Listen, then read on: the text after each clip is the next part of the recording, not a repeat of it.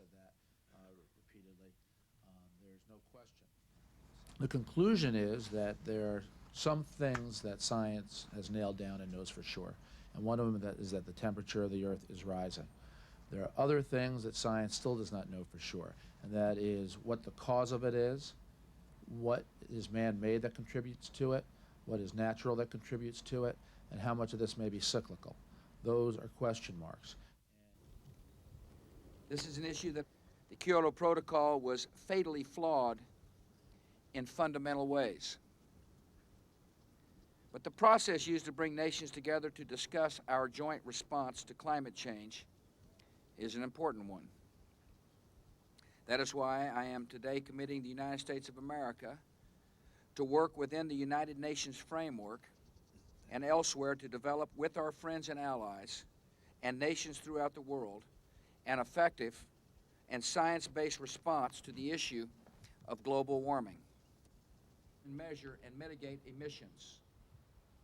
I also call on Congress. We recognize a responsibility to reduce our emissions. We also recognize the other part of the story, that the rest of the world emits 80% of all greenhouse gases, and many of those emissions come from developing countries.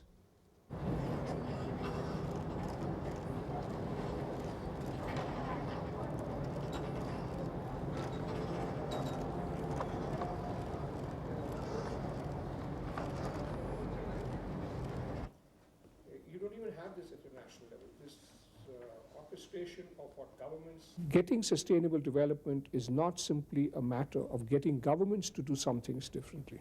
That's important.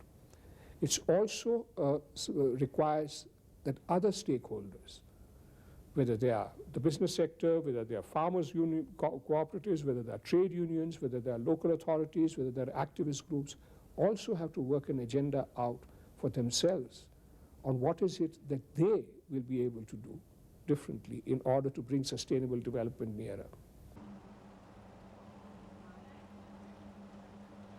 For this award ceremony today, we did invite... That sounds self-help.